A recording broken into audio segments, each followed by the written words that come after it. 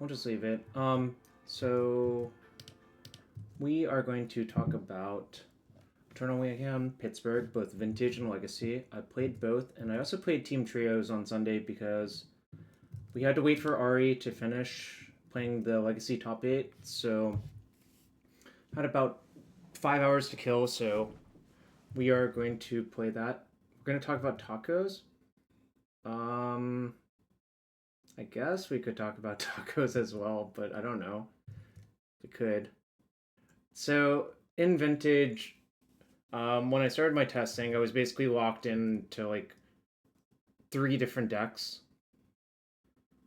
Is Boros Yorion a viable deck for Legacy 5? Do you mean Boros Death and Taxes with Yorion? If that's what you mean, probably. But let me get back to Vintage discussion real quick. Save the questions for the end. So my Vintage testing, I was basically going to play one of 3 decks.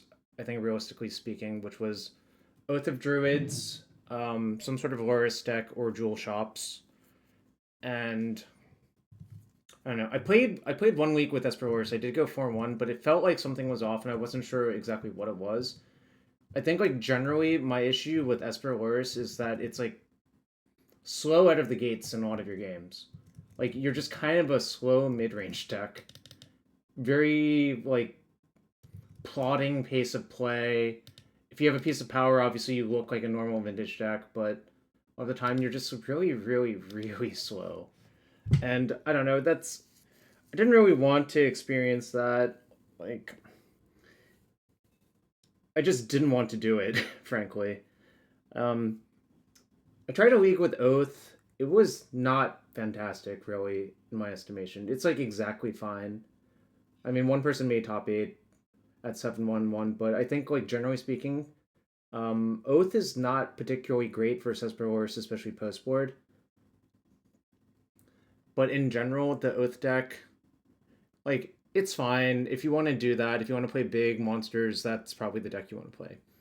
And Jewel Shops, I think, is the most Vintage deck possible uh, in Vintage. Like, it has all of the fast mana. It plays Tinker, plays Time Walk, it plays Ancestral Recall. So, um, played a little bit with it before Pittsburgh. I had a 3-2 and a 4-1. And the deck felt pretty good, and Ari said he was going to play it too, so who am I to question Ari? Hello, Casmo, and welcome to the stream, everyone. I'm going to put the deck lists up on FlexSlot in a bit. Just haven't had time. Been really, really busy. I'm going to Prague next Wednesday as well, so, you know, I'm just super busy with life. And that's how it is. But yeah, some notable things about this list, I guess, is the one Into the Flood Maw. I think it's been popping up here and there. It's just, I mean, it is just Chain of Vapor, but I don't know. Sometimes you want Chain of Vapor, I guess. So, yeah. I don't know. There's not much difference about this deck. There was, I think one of the lists that made top 8 actually had Town Gates of Madara in their mana base, which I'm kind of interested by. I might cut 1 City of Traders for 1 Tower Gates because it's an extra blue source. It lets you phase out Collector Oof for a turn. But besides that, I'm not really sure. I don't know. It's like weird. This deck is probably short a blue source or 2.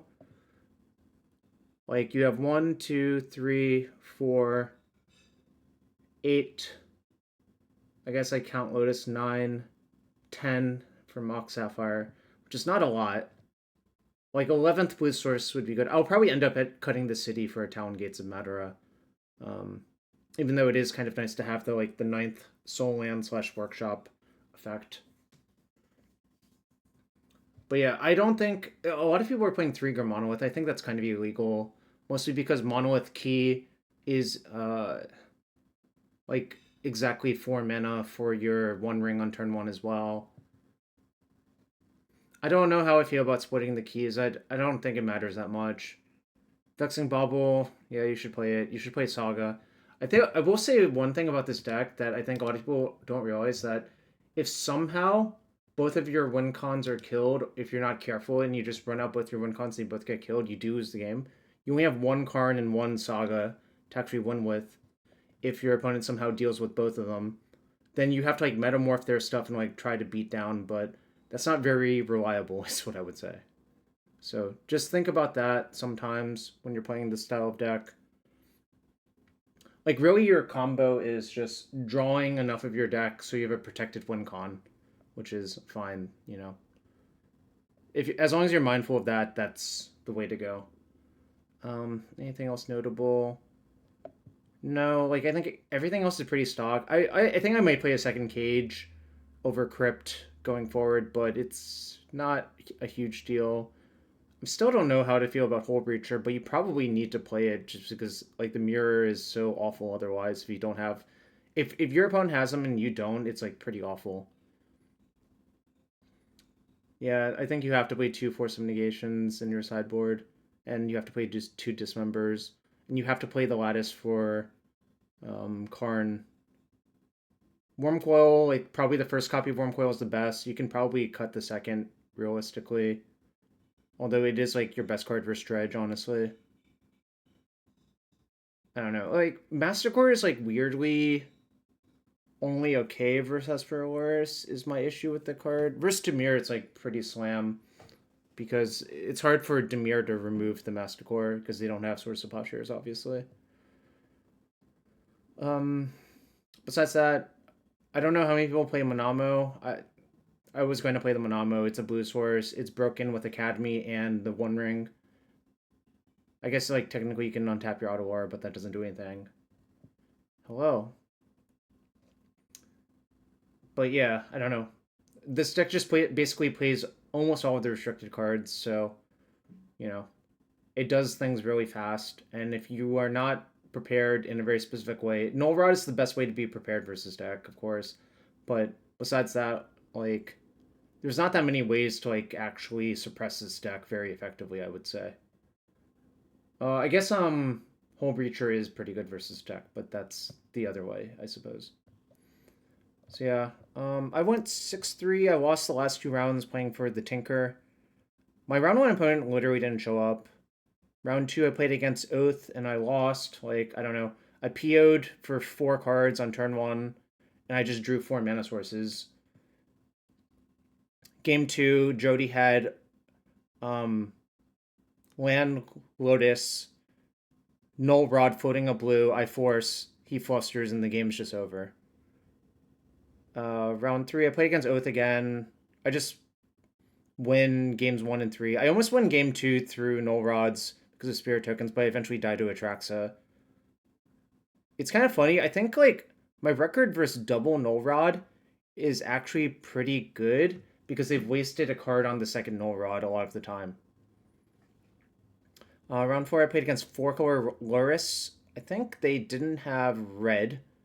They had like Collector Oof, Lavinia, and Bowmasters in their deck, so it was like kind of interesting.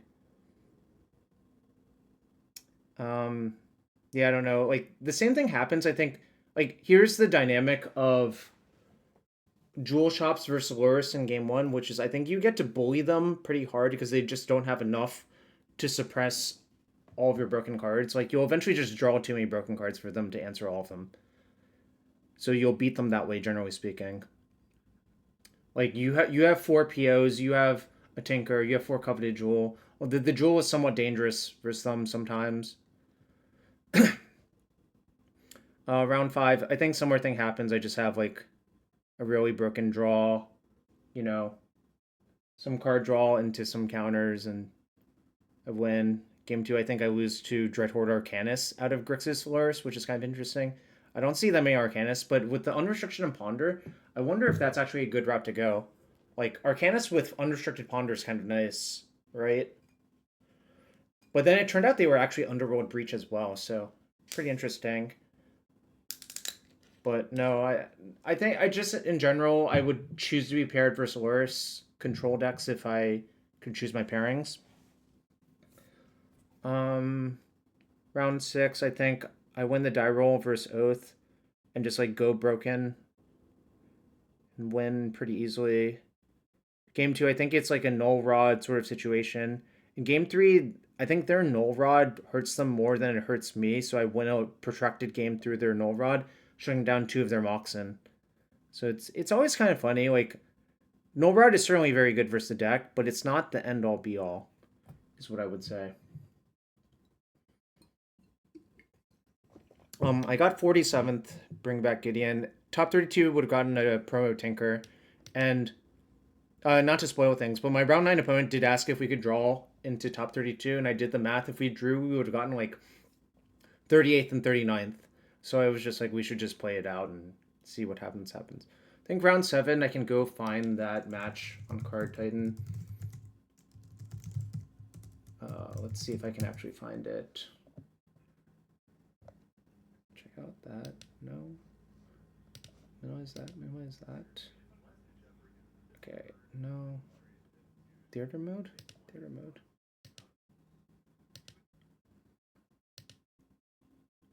Nope. We'll be further up. Alright.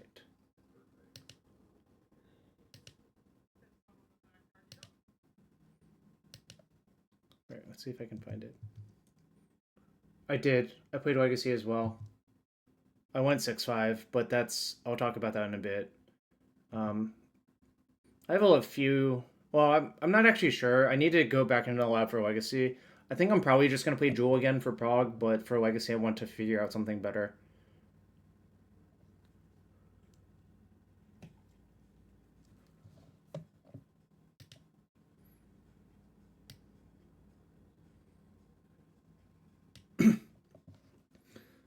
What's with these ads?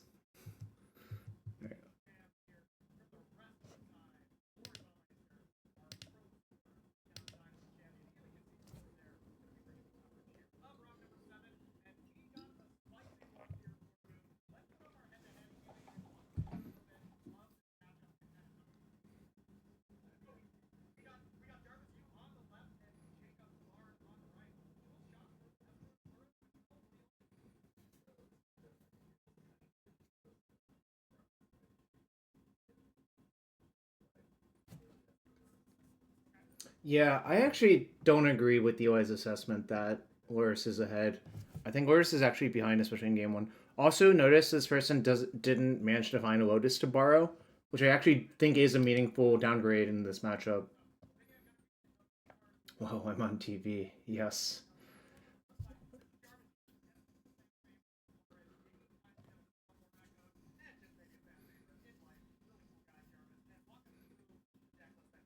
Uncanny. Double Jarvis. I'm in two places at once. Imagine that. That's the best thing about having vision. You can go back and review the game to see if you made a mistake. Spoiler, I don't think I made any mistakes game one, but you'll see what happens in a second.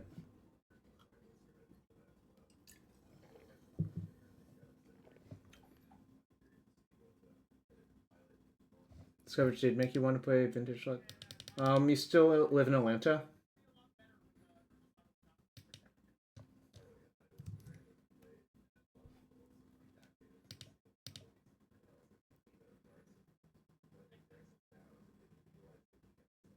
Also, was it just me or was Eli's audio like kind of like noisy? Like kind of muddled? Also, this was a 9 round event, so like obviously every win matters.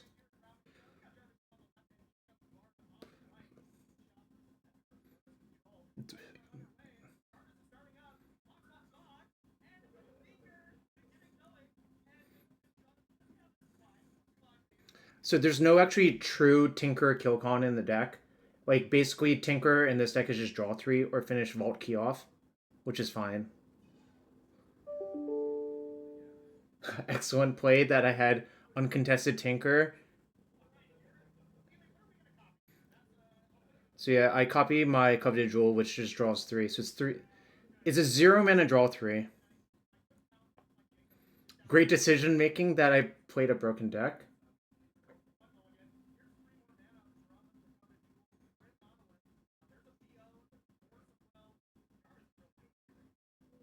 Yeah, so you leave the Jewel in play because it's the best card to copy off of your Metamorph. You don't want to pick up the jewel as well. Just small things, even though like I'm obviously just almost a lock to win by this point, but the small like doing even the small things right by this point obviously matters. So here I'm thinking about I think the easiest way to make sure everything goes right is to try to leave up Sink of Stupor if possible, and probably just go for Karn Lattice.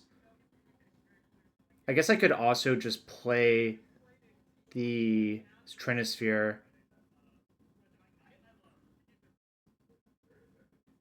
I don't know. Like, I mean, obviously, like, I'm probably a lock to win because the Tinker resolved, so it probably means they don't have a force, but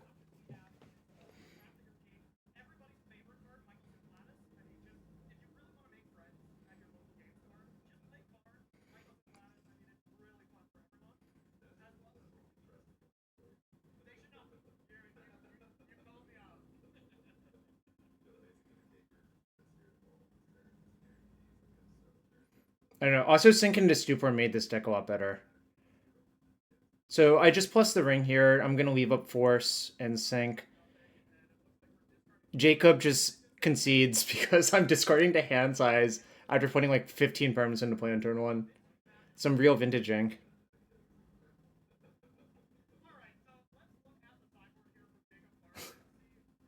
You would play three ball instead. Yeah, that I thought about it. My reasoning was I think Karn and three ball are the same card there. He didn't force the Tinker already, so you know Karn's going to resolve as well. Is Jewel Shops the most expensive deck in paper? Yeah, because Mishra's Workshop is also like a playset of Shops is like 10k, I think. So I think like Shops is probably like 50 plus 50k plus.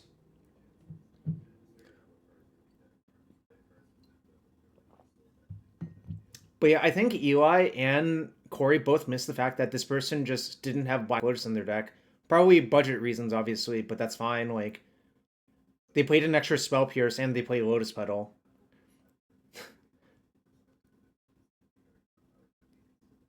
I think this person actually ended up going 7-2, so you know, props to them. You know, no Black Lotus. Still, most of the deck is fine. Like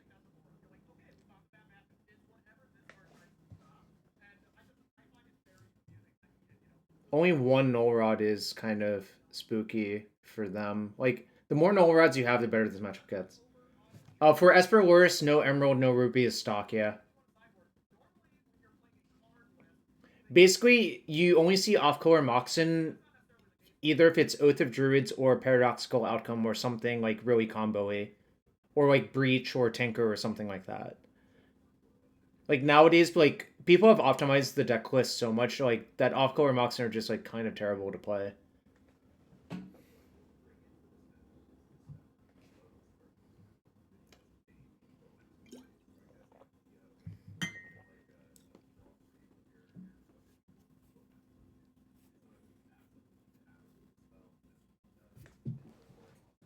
Let me listen to what they're actually saying.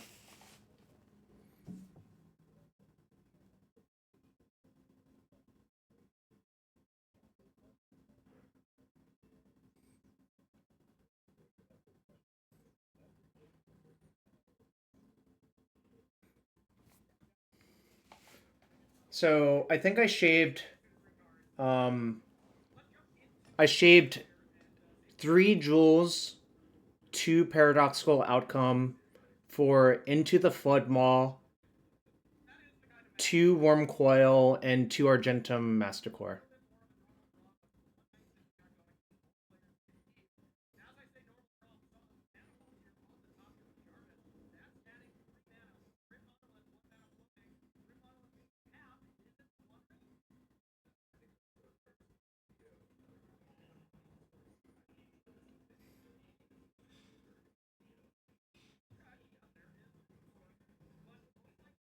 I think I should have just PO'd during Jacob's upkeep, actually. I kind of regretted not doing it later.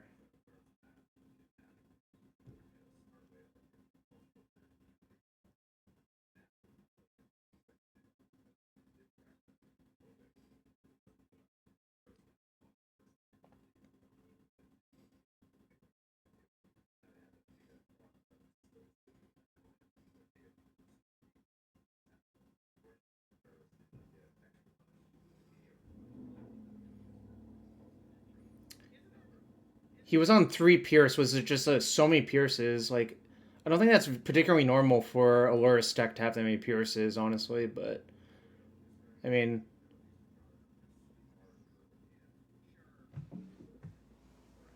I untapped a Monolith there to try to get out of Pierce range later. My hand's just all POs, so the question is when should I just cast these?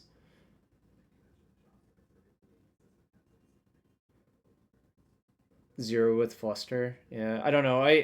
Fluster is obviously like not the best versus Jewel.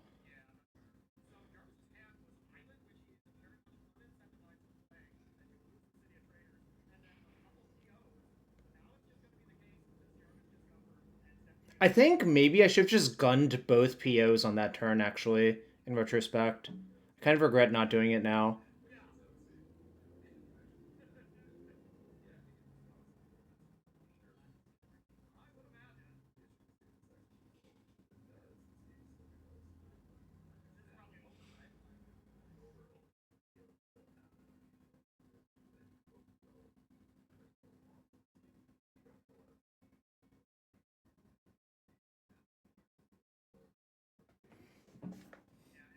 I don't know. That was kind of an interesting spot. Like I actually had a lot of action. It's just some of it was kind of awkward in this spot.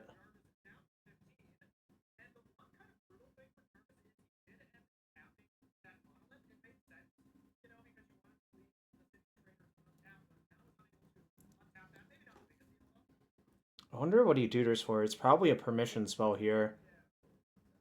Or Null Rod. Okay, he got Null Rod actually.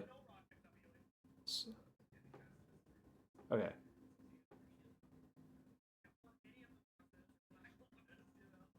So you take one damage from Mana Vault during your draw step if it's tapped. You can untap it with keys or whatever to avoid that, but here obviously I wasn't going to do that.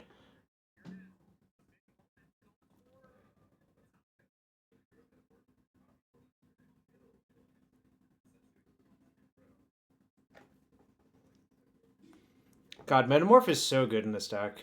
It's kind of unreal. So at this point, I thought he tutored for the Force, which sort of makes sense, but he actually tutored for the Null Rod, but either makes sense.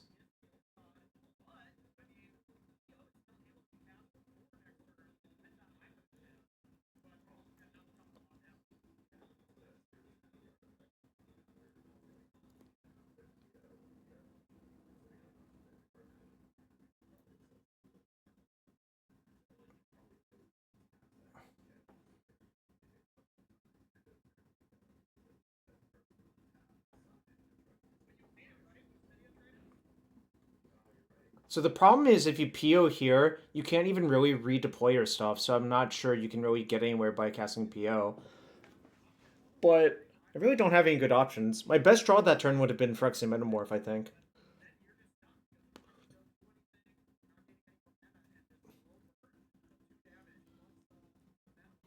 Yeah, I think I should have just cast the PO and tried to get somewhere, but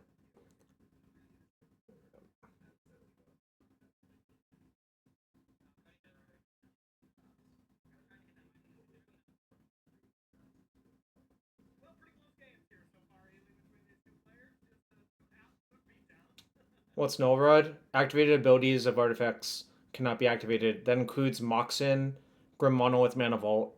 So it basically shuts down all artifact mana and cards like the One Ring.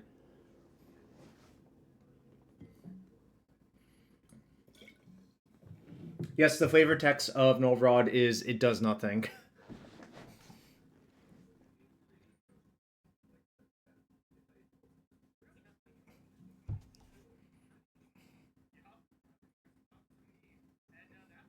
Yeah, so basically I was dead to Null Rod plus the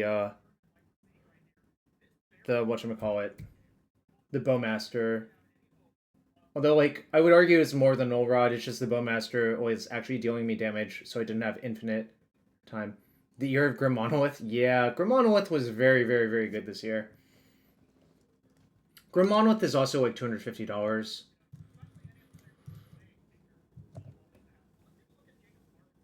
I played it. Oh, we'll get to that in a bit, but I did play against Mystic Forge once in Legacy as Bant Nadu, but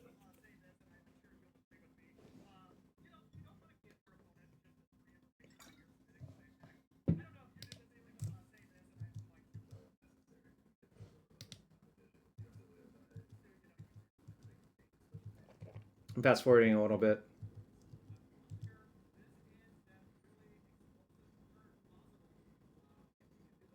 So this is 6 cards.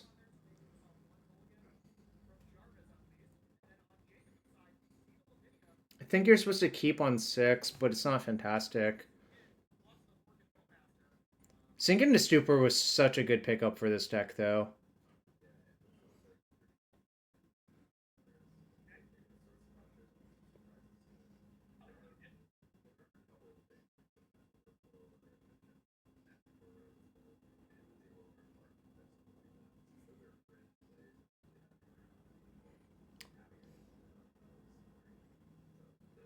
Workshop off the top is obviously super nice. So Lavinia says non-creature spells that cost more than the number of cards you have cannot be cast.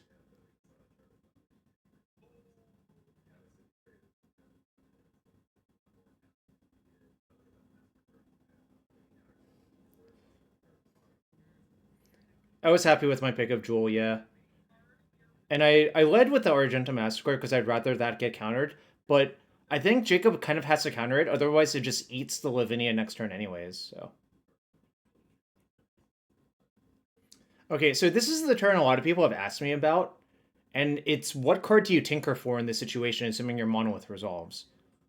And I think you should just go for it and not wait.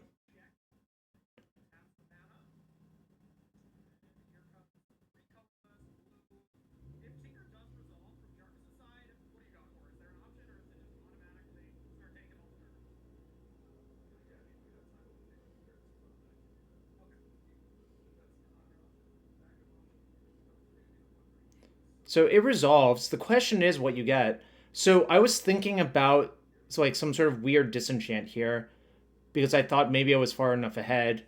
You don't want to get Coveted Jewel in the situation because he has Lavinia. So your options are literally Worm Coil, Time Vault, Masticore, or the One Ring.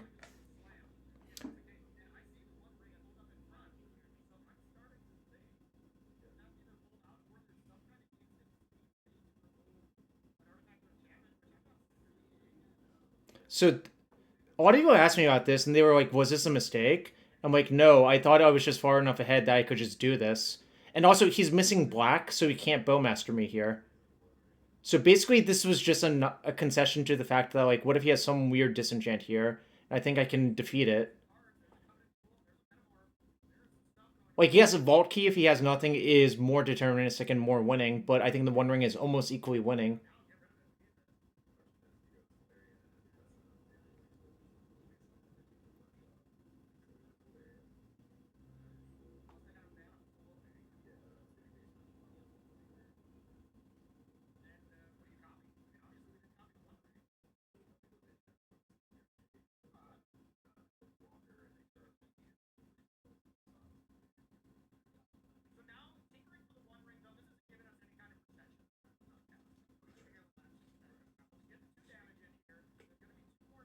Wow, that is not readable. I thought it would be readable, but it's not even readable.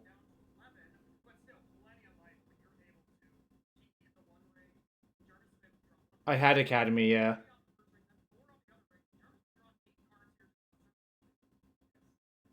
It's copying Lavinia because it shuts off all of the Moxen and counterspells.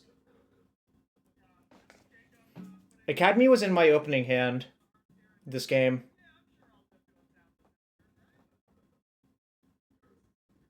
Well, so Dark Lightning Braid, the reason Jacob didn't attack with Lavinia because well, no, I tinkered for the ring. I didn't cast it, so I didn't have a protection trigger. If you tinker for it, you don't get a protection trigger.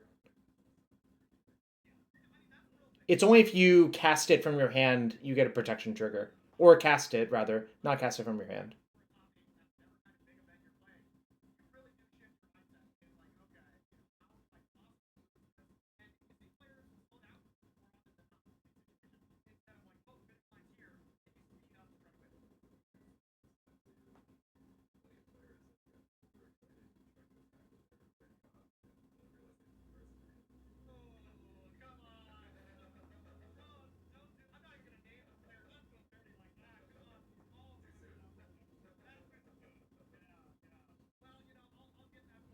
So here I'm just leaving up Sink into Stupor as a remand because I'm so far ahead.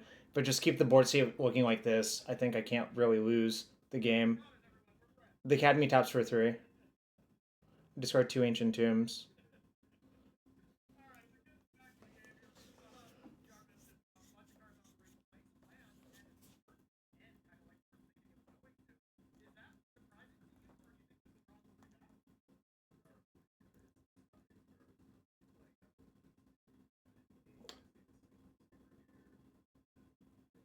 My reasoning was playing around some sort of disenchant because if they had a disenchant, it would be game losing to Tinker for that. And the One Ring wins almost as much, except versus Null Rod.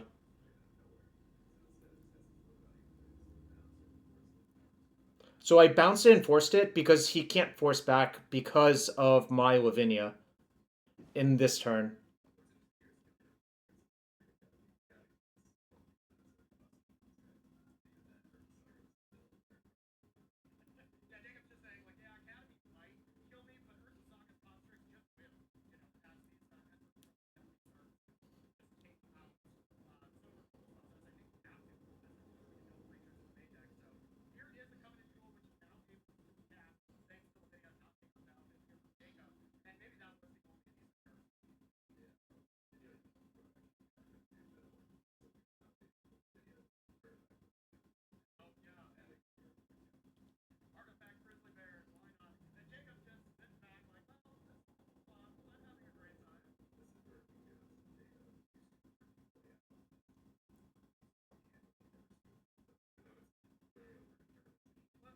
Yeah, it's Jover. I can click buttons at random and it probably doesn't really matter. I'm just showing my hand because I can basically just draw my entire deck, plus find all the forces. So that was that. So 6-1 in a 9-round event, feeling pretty good about my chances, obviously. Of I think the tournament was just small enough that you had to be 8-1 though to top it. 7-1-1 was not likely to make it, although one person did make it in at 7-1-1, but I think that was kind of fortunate for them, honestly. I didn't do the exact math. Round 8, I played against another Loris. I remember my draw in game 1 was such that I could play Coveted Jewel, but they had Bowmasters for it, and I didn't draw anything off of the Jewel. So then Bowmasters just took my Jewel and I lost the game. Game 2, I went down to 1 life, but I had Time Vault plus Saga, and I took an extra, like, I cast the One Ring to fog their attack for a turn. They had Bowmasters out, so I didn't really want to activate the ring, plus I was at 1. Ari pointed out that it was actually correct for me to skip a turn with Time Vault, because I would still be under the ring protection, and then just say go, hope they draw a brick. Then I would get to untap, increment my Saga to 2, then use Time Vault to take an extra turn, and get the key basically through. The way I played it, I had planned to fog a bunch of times off of the ring with Metamorphs and extra copies of the ring, but I would have lost to a counterspell and drawn off the top with my line. Ari's line beats a counterspell, so it's just better to do what he did. In game 3, I think I lose a protracted one, a protracted long game. Don't remember exactly what happens, but I think it does involve Null Rod again, and Null Rod and some disruption, and a plow for an Argenta Masticore, I think. So yeah, I think Time Vault plus the One Ring is the more likely scenario for that to happen, and it doesn't really happen besides that. But it's literally the combination of Time Vault letting you skip your turn, plus having protection from the One Ring that makes it possible to do that. Round 9, and play against Esper Horse again. Like basically, I win game 1 pretty handily. Then I just like lose the next 2 games. I lost game 3 to Flood. I think like it was basically Ramp Disease in game 3 where I just drew all mana sources and things that died to Plow and no like card draw spells. So going from 6-1 to 6-3 and not like top 32ing for the Tinker was kind of disappointing, but like it is what it is, you know. I think the deck was still pretty good, and I'm very likely to play it or something close to it. I might try the Kappa Cannoneer tech and the Town Gates tech. Like someone had 4 Kappa Cannoneers in their sideboard, and some of these other cards. So that seems somewhat promising to me. Um, but I don't know. Like besides that, I think I was pretty satisfied. Ari played 4 Argenta Massacre. I'm not sure about that. I have to think about that still. The nice thing about Massacre is it only costs 5, so like a soul land plus monolith casts out into basically every time. But I'm still not really sure if I really want to do that. Prague, well, I'm leaving for Prague next Wednesday, but it's like the Legacy event is on the 7th and the Vintage event's on the 8th, I believe. Does that sound right, Justin? I think I have the dates right, but I can't remember. I think a bunch of people from the US are going, but I don't know how many. Uh, Legacy is on December 7th, and Vintage is on December 8th in Prague. And I think it is covered as well. I also played Team Trios with this deck on Sunday when Ari made top 8. I was 3-1, and for round 5, the team we played against, their Vintage teammate had left. It was the Power 9. He had just left for the airport. So I didn't play round 5 of the team event on Sunday. I think the Power 9 was basically just playing Doomsday the entire time, though. So I don't... Like, that matchup, I think, is just very volatile, but I don't know who's favored. It seems like the best Jewel draws probably win, but the best Doomsday draws can, like, also compete. So, who knows what would happen. It would have been interesting. Oh, very Doomsday favored? Huh. Maybe I should do something about that for Prague. Who can say? Oh, one of the truest Jewel weaknesses. Okay. Interesting. Good to know. Anyways, that is Vintage. I guess I'll talk about Legacy a bit. So, I could not sleep that Saturday morning, so I spent a lot of time thinking about how to rebuild the Bant Nadu deck. Scythe Cat Cub is a new addition from Jumpstart. Foundation's Jumpstart. It's basically another Bristly Bill. Alright, let me pull it up. It doesn't have the art here. What the hell? Alright, I'll pull it up on Skyfall. Scythe Cat Cub. Alright. So basically, what I hadn't realized was even the second target is still targeting. It doesn't like replace and not target. But the cub by itself kills very quickly, honestly. Like, I think if you have turn 1 Mana Dork, turn 2, I didn't play the Mightstone Weakstone, so I wasn't going to do that. Turn 1 Mana Dork, turn 2 Cub, fetch. You can leave the fetch and play. It makes counters. Oh, it kills on turn 4 or 5 by itself, I think, with the just fetch lands, which is kind of insane to think about. But it also is a combo enabler. It does like the Bristly Bill thing. This card is just really, really, really good, I think. I had like not really appreciated how good it was. But I do think Bristly Bill still belongs.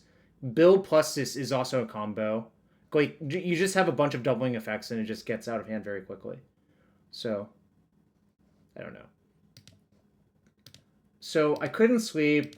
So I went into the tank and, like, did a bunch of work. Basically cut all the graveyard hate from the main except for Endurance. Endurance is more of, like, a combo piece anyways. You can get all of the lands back in your deck and, like, redraw them off of Nomad activations. I shaved a Zenith. They're only 35 now. I traded in 2 copies of the One Ring each to get 2 Cubs at the site, Tim. So maybe I got ripped off, but like, it's not that I got ripped off. It's just there was not a huge supply of Cubs. I don't want to say ripped off. That's the wrong phrasing. But there were not many Cubs to be found in that room.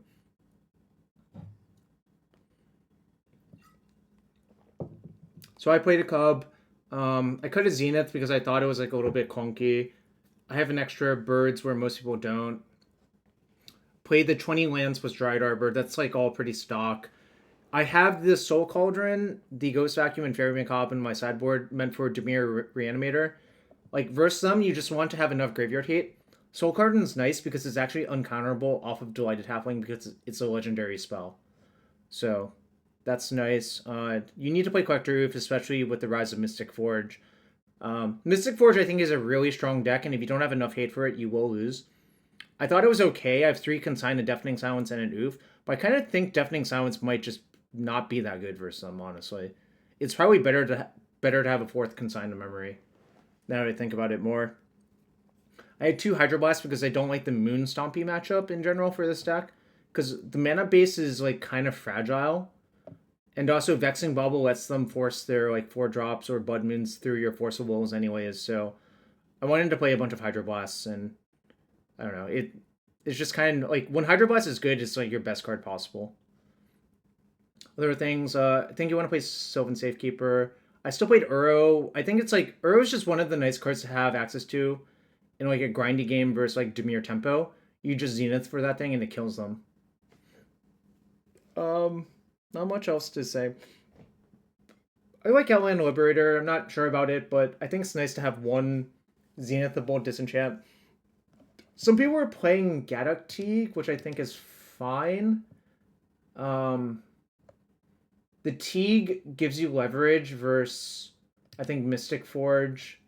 Something like Sneak and Show, probably. Well, sort of versus Sneak and Show, but it shuts off Sneak Attack anyways. Gaddock Teague is probably... The problem I have is if you Zenith for Teague, you can no longer Zenith for Oof versus Forge. So the question is, which is it better to Zenith for?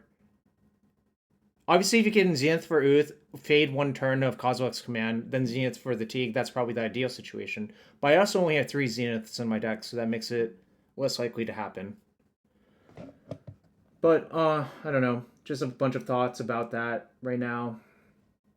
Not sure. Please play the Crocus if you play this deck. The Crocus is so insane in this deck. I went 6-5. Round 1 I played against, like, Mono Red Aggro. I don't know. It was just like, I guess we can see their deck now. I didn't see it before, but that's the White Green Surveil, yeah. You need to play 2 Surveil lands in that deck, Justin. The Surveil lands are really, really good in grindier decks. Huh. This deck is weird. 4 main deck Fairy Macabre. 10, 14, 18. What a weird deck. I see. Yeah, this person just got Nadu'd out. Like, 1 Lightning Bolt, 1 Fire Blast, 4 Dismember. Weirdage.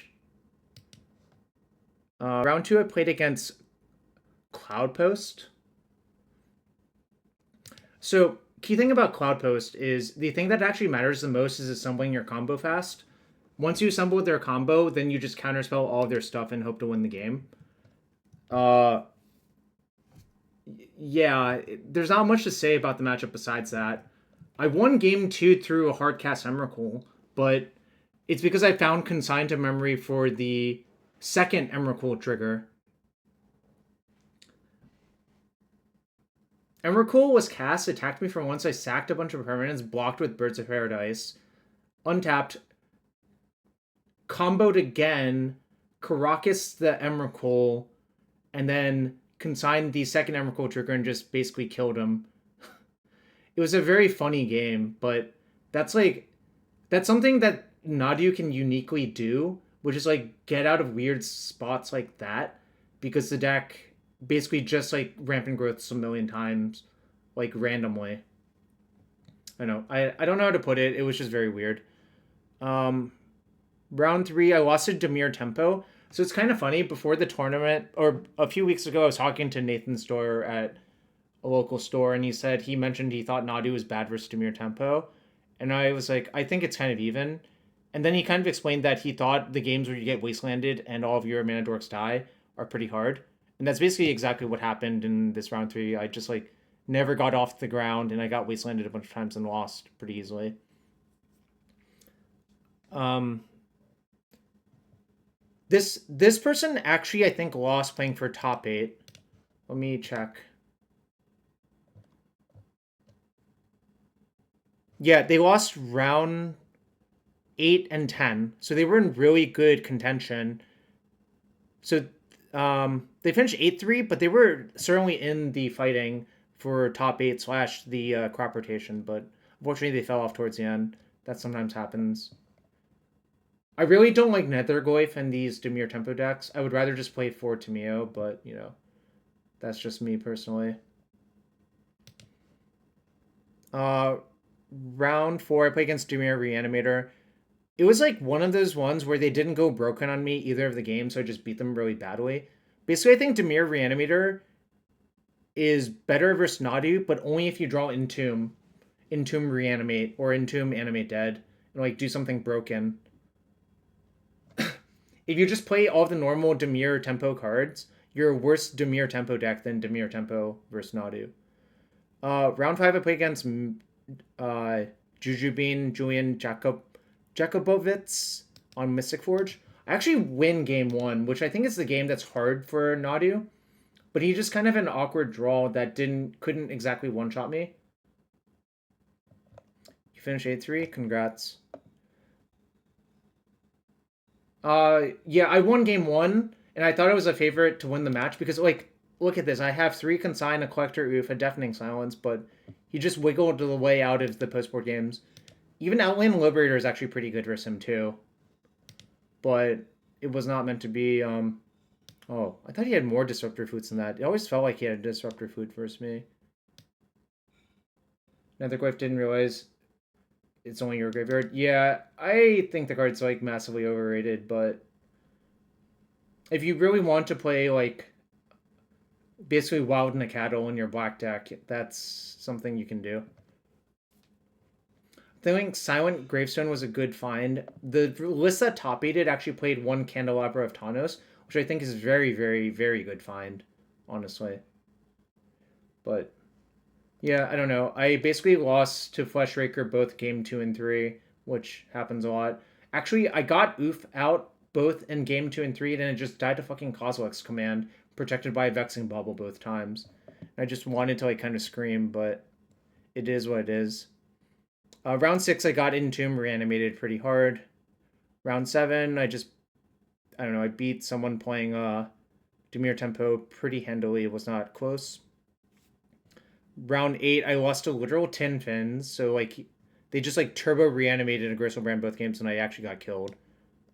Round 9, I played a Bant Nadu Mirror. It says 4-color Nadu, but I'm pretty sure it's Bant. Nadu Mirrors are really about who can go faster, and I really just want. Oh no, he had black for Leovold and Grist, but I don't believe in this black splash. I think it's like not particularly strong. But I just went faster than he did both games, so killed him.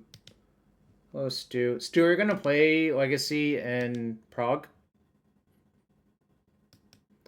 Round 10, I played against 4-color mid-range, which is... Yeah, this was weird. It was basically Sultai splashing Swords to Plowshares. But this is a type of deck that I think Nadu's really strong against in general. Like, they don't really threaten you very hard. They have no over-the-top endgame. Their Leovolts don't matter. Their Nethergoyfs and Barrowgoyfs don't matter. Like, I don't know. Basically, nothing this person did actually felt like it mattered versus me. So I just, like, ran him over both games. It was very, very, very funny.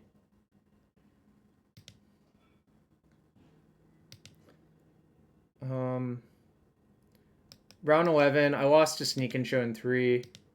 I won game 1 and then lost both of the post-board games, but I don't know. It's kind of weird. I don't know if this matchup is good or bad. I feel like I'm slightly ahead, but it's close.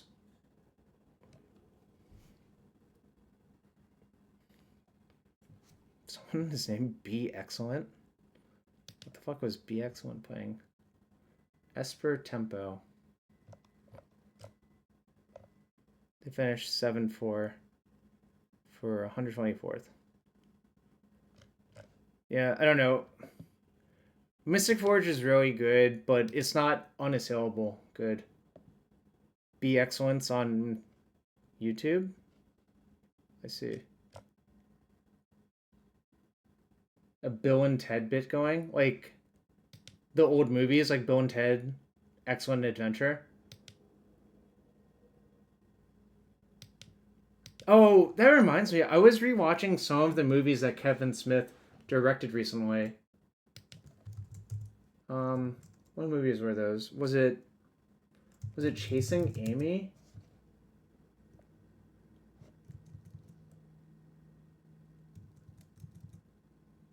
What did I think of the Nadu deck that got to the finals? That's a very different deck, but I think it's good. That's a Gaia's Cradle deck at its heart. Like, basically, that deck makes really good use of Gaia's Cradle and Springheart Nantuko, but certainly it's different. It just plays out very differently from this deck. I do think the advantage is it's a lot faster, and like you kind of can just ignore what your opponent is doing as long as they're not as fast as you, or or they don't try to kill all of your stuff. Because I think that deck, like weirdly enough, if anyone put like a Wrath of the Skies on the stack versus that deck, it would be bad for them. You put it against 3 different Nadu decks. Well, let me look at them real quick, and I'll tell you what I think. All right. Justin Ganari. We have to go down a little bit. We were both. Someone finished 6-3-2. I see. All right. Justin Ganari. Uh-oh. Wait, did I click past it? Nope. There we go. 3 different Nadu decks. Alright, Bant Nadu.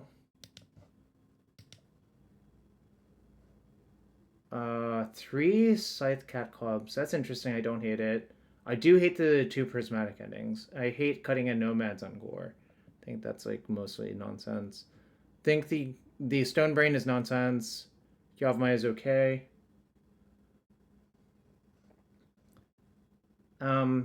I don't hate 3 Cubs. I don't really understand Rampaging Yao Guai. I really don't really understand it. Yeah, the first time I saw this card, I'm like, this must be a Chinese mythology reference, which it is if you look up Fallout. But let me pull out the Fallout reference if I can. Wait, maybe is it? Oh, why Fallout? Yeah, this is the page I found it before. So it's a reference to Yao Guai, which means monster or demon. They're usually physical manifestations of spirits of mistreated animals or fallen divine animals. So I the first time I read that card, I'm like, this must be some Chinese mythology thing, but I didn't know the exact mythos.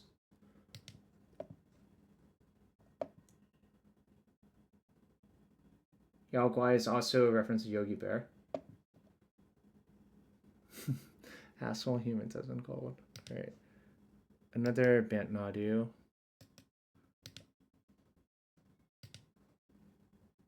This is the Cradle deck. Yeah, it has a bunch of Spring Hearts. It goes really fast. It has 4 Zenith, 4 Court of Calling, 3 Natural Order. You can Natural Order for Critter Hoof. And the way this deck works is it puts so many creatures in play that the Cradles are like basically insta-kills. But also Nomads plus Nadu is just like, it's just the best card draw engine you've ever seen because it will also likely literally draw your entire deck because of Nantuko. This is a descendant of the modern deck more than anything else. Like this is a modern deck that can actually one-shot you if you let it have Nomads, Nadu into Springheart, into like, oh, they don't have the Safekeeper. Oh, no, they do. No, well, this deck can literally draw the entire deck and loop it multiple times with the Safekeeper Endurance Nantuko thing, which I had to explain in Modern too many times, but I think the weakness of this deck is mostly sweepers. Like, This deck really just doesn't want to play sweeper versus sweepers, but there's not that many sweepers right now, so it's kind of safe. Oh, they finished 8-3. I mean, a lot of air, but Allosaurus Shepherd makes a lot of your stuff uncounterable, so that's... Did you have Toxic Deluge?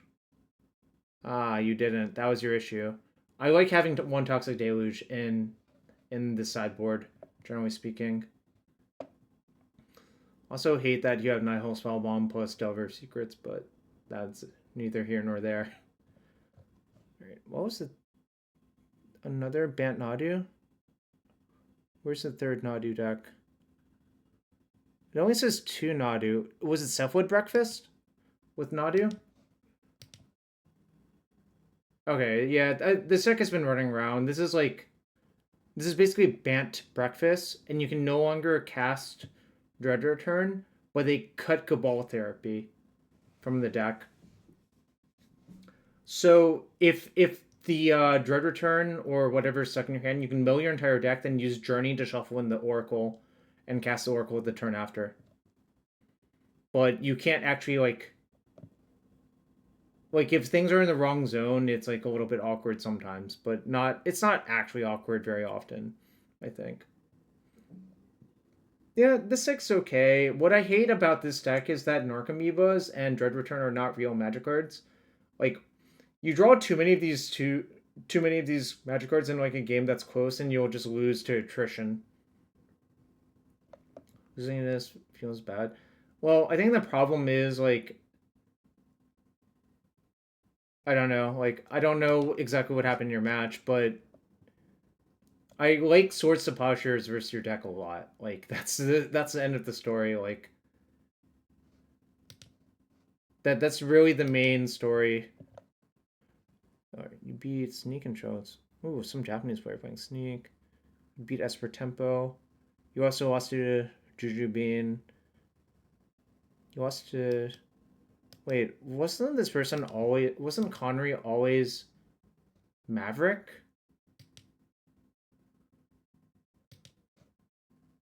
But they're playing Dimir Reanimator? What the fuck happened to them? They played Dimir Reanimator. Holy shit. 4 Stifle. So, I want to make a real quick comment about the rise of Stifle. I actually think Stifle makes sense in these decks now, because all of the graveyard hate you care about is all activated or triggered abilities and not many surgicals. So I actually think Stifle is decent right now, even though in general I have a pretty big hatred of that card. What else is he missing from the deck? Frog. Oh, there's no borrowers. He played Dimir one time. This shit is dumb. I can't believe you can do this. I see. Oh, he only finished 7-4, so clearly it wasn't even that good. Sultai combo. What the fuck? He lost his Sultai combo. Oh, it's just Doomsday. I see. He lost to Dimir aggro.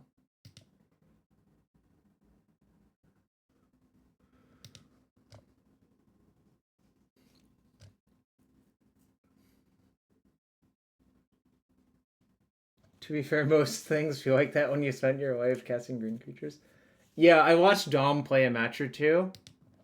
We can look at Dom's deck real quick, but Dom's deck made me laugh in a lot of ways. He actually did win a crop rotation. He went 9-2 with the Yorion Reanimator deck. Let me see if I can find it real quick.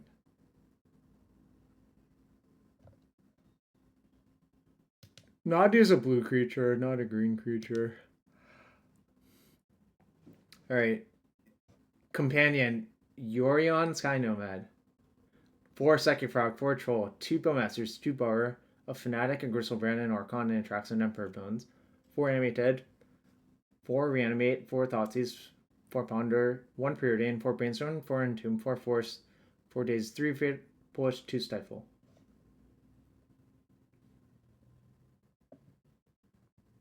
No, well, Stifle was just an answer to Graveyard Hate, like I said. This is a really bad Yorion deck, but it's a good deck to be able to slot one Mystic Sanctuary into once you are an 80 card deck, is probably the best way of putting what I want to say. You can also fit so many targets in your Entomb deck now that you're 80 cards. I think he was mostly proving a point that Dimir has so many good cards that it doesn't matter if you stretch it to 80, it still works. Which is quite a statement.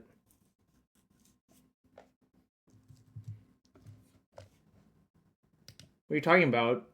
Bailey's deck was Bant. That's like green, touch, blue, and white. Clearly, Nadu is a blue card. Like, we can look at the deck.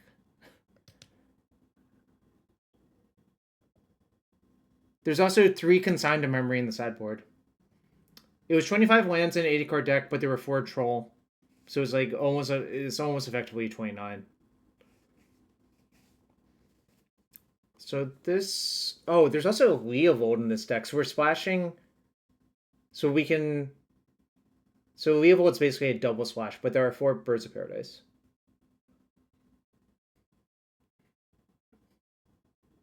I mean, you don't want to Pyroblast it, but you do it. You want to Pyroblast it on stack, though, for sure. This deck cannot... No, it can make it uncounterable because of the Shepherd, right? Yeah, I don't know. This deck's pretty good. Mystic Forge... He lost to Mystic Forge, but he beat it... He beat Mystic Forge the other 2 times. He won 2-1 versus Mystic Forge. The question for the Nadu builds is, do we prefer Force or Crit? Like, so, I think people very naturally want to compare those 2 decks, but you can't. It's like apples and oranges. Like, trying to compare this deck to the other deck is really, like, not a very good thing to do, nor is it a very useful thing to do.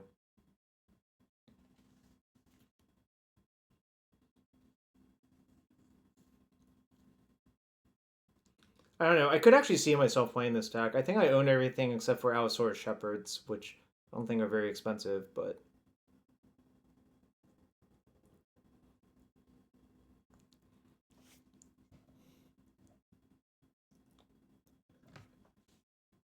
Comparing this to Cradle Control is also probably not what you want to do, because this is a very different deck.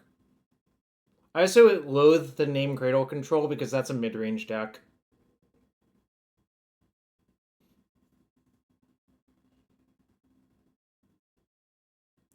Bailey's deck looked good versus Forge. He mulled to 4 and bricked on a key attracts a flip to lose. Oh, interesting. Well, that's good to know if it's actually good versus Forge. But he lost to Forge 2-0.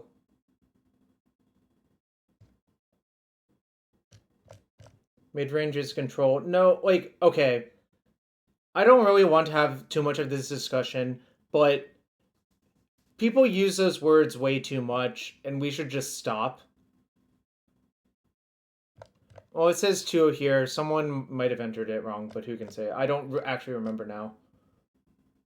He top decked in game 2? Okay, so it was 3 games. It's just this was written down wrong, which is fine.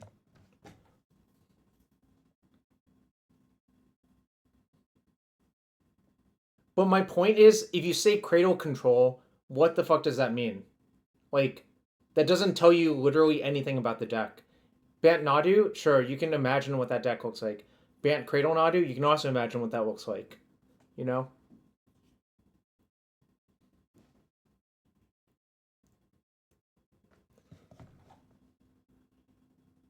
What's my opinion of Desperate Control deck? I'll look at it real quick and tell you. The answer is probably not great, but...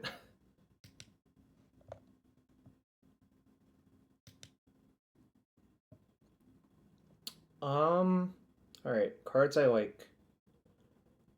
Psychic Frog. Strong magic card. Kaito's shockingly good, actually. I like Tameo. I do not like Snapcaster Mage. Don't really like the Days in this deck. I don't really like the mana base either. But besides that, it seems fine besides that, I guess. Yes, I understand the alliteration thing, but like, I don't know. Just kind of not a very good name, I think. It's a good name to say. It's not a good descriptive name, I guess is the best way of putting it.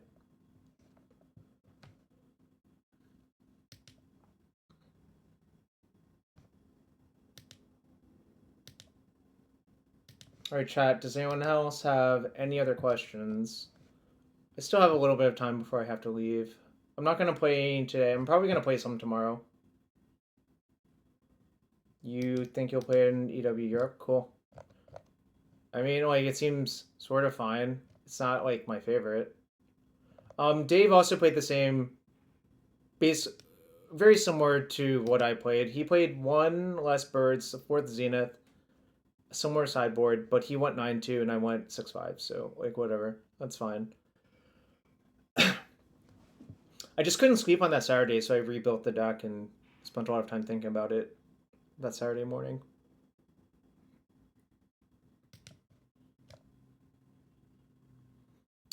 Good job to Ari. He drove with me. He top forward with Rakdos Painter. Pretty strong deck.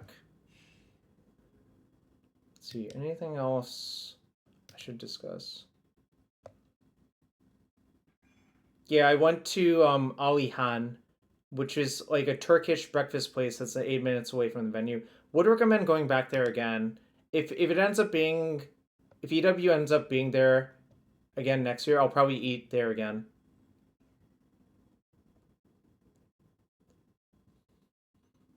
I was just awake super early, and I'm just like, well, I guess I'll go get a nice breakfast because I can't like sleep right now. Alright, Painter. Painter did really well, except Painter's bad versus Forge. Like, this is why Ari had a fucking null rod in the sideboard of his artifact deck to Goblin Engineer 4 versus Mystic Forge. That tells you a lot about that matchup, I think.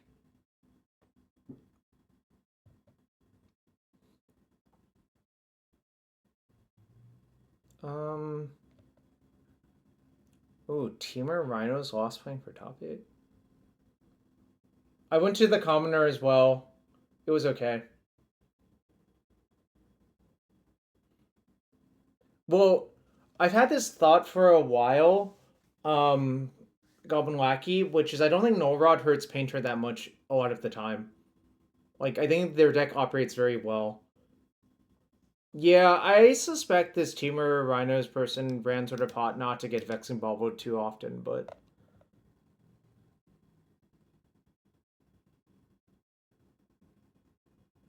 Well, they did lose to Mystic Forge in the win and in. So, that's a 4x Vexing Ball. Oh shit, sorry. Sorry to hear that, Storm Thief. Yeah, I guess if you... I basically went right when it opened, Storm Thief. Because I couldn't sleep. So that probably helped a lot. Yeah, they were not the fastest place.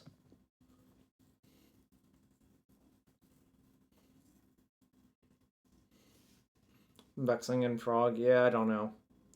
Also, I like how very disappointed Drew and got 9th. So they were, in fact, very disappointed. Very thematic. And on point. Anything special with their deck? No, not really. I mean, like... One Emrakul. Well, okay, Lackey, you can say you're gutted, but it was actually kind of clear that you shouldn't take the draw.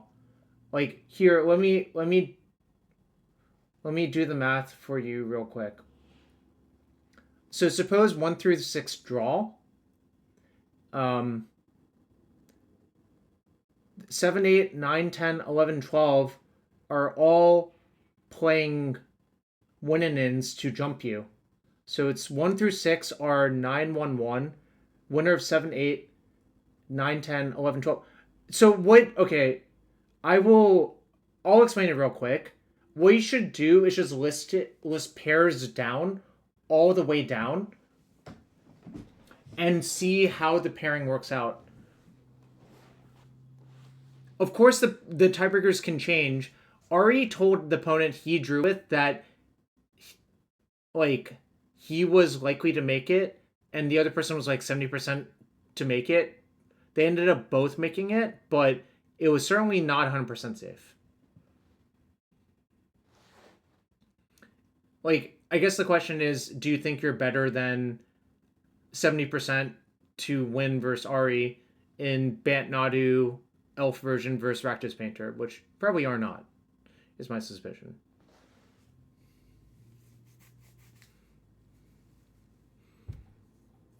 Maybe I'll just buy Allosaurus Shepherds for this deck.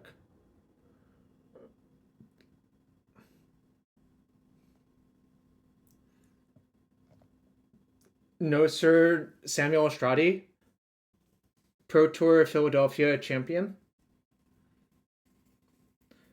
I don't know. I think the math is not that difficult, but maybe that is me understanding how to explain it and me having done it so many times. But basically, it's just like you just look at the 1, 2, 3, 4, 5, 6, 7, 8, 9, 10 pairings, see how many people end up in what brackets by like dividing by 2. I bet if I showed you once, you would understand how to do it, but I guess like people also probably just don't care about learning that stuff. Even though it's actually, I think, a very valuable thing to know how to do in tournaments. Maybe that's the thing you should do a YouTube video on, Justin, just explaining how to do tiebreaker stuff. Because you were looking for suggestions.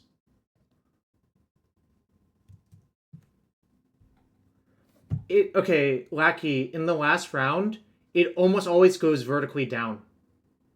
And it's only in the last round it does that. Every other round, it's random. The exception is if 1 and 2 have already played, then it goes around them. Yeah, right. So it went like 1 through... It went like... It gets a little bit more convoluted in a small field tournament if people have played a bunch, but it always tries to go vertical for the last round. Assuming a sane program. Obviously, an insane program will do whatever, you know?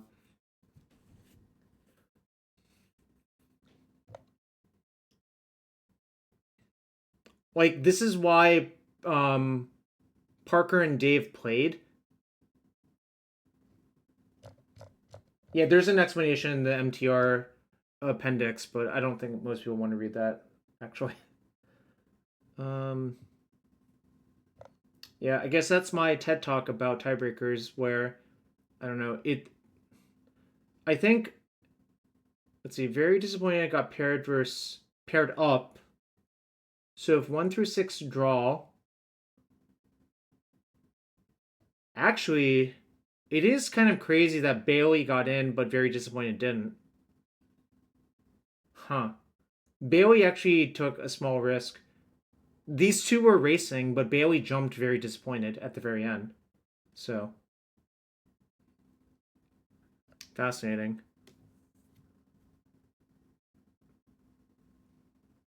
You will simply win all your matches to avoid this. Okay, I see. Grixis Delver 8 and 2, huh? That is a real throwback for a deck that has not aged particularly well.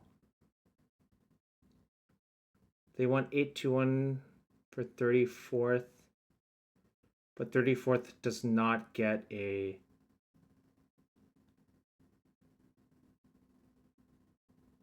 Somebody did not very good math. I think, okay, I guess I will do the math to see how many people should be in top 32.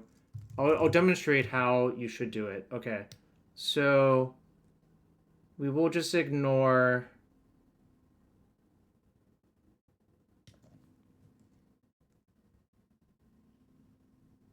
We'll ignore all of the 9 ones. So there are 11 of those, and they're all locked in. There are 2 8-1-1s. 8-2 goes from 14 to 54. 14 to 54 is 8-2. 2. So This is, if you subtract 13, that tells you how many people are in that bracket. So there are 41 people. So there are 43 people at 82/811, but there's already 11 slots accounted for. So assume all of these people play out and win. If you round up, that's 22. So there are 22 people who are 9-2 or 9-1-1.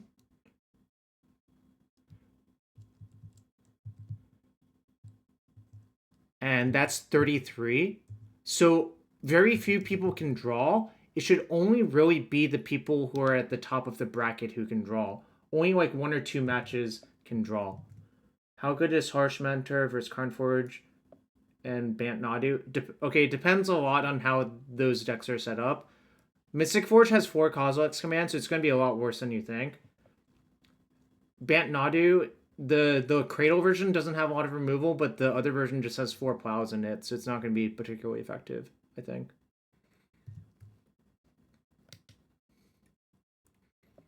So yeah, like basically not many people could actually draw because you have these 11 plus 22.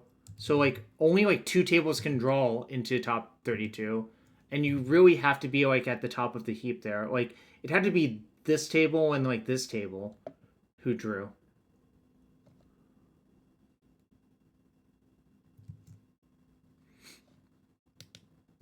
Well, one good thing about Harsh Mentor is that it actually hurts off of fetch lands. So like if you're a deck that like in full court press the opponent's life total, with like lightning bolts and price of progress, it actually does make sense to have Harsh Mentor in your deck. But you have to be like a very, very specific type of deck. You almost have to be like a burn deck for that to be the effect you want. How many people knew that Harsh Mentor triggered off of lands? Like fetch lands. I want an honest answer.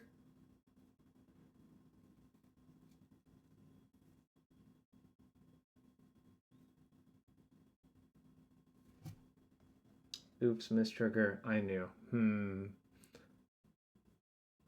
I don't know if I believe loam 1, 2, 3, 4, 5. Loam 1, 2, 3, 4, 5. Not sure that you knew. I'm pretty sure you played a bit check, so I'm gonna say I knew. That's nice. Yeah, so I'll play some Magic tomorrow. I don't know, just not today. All right, any prime subbers? Who's got a prime sub for me?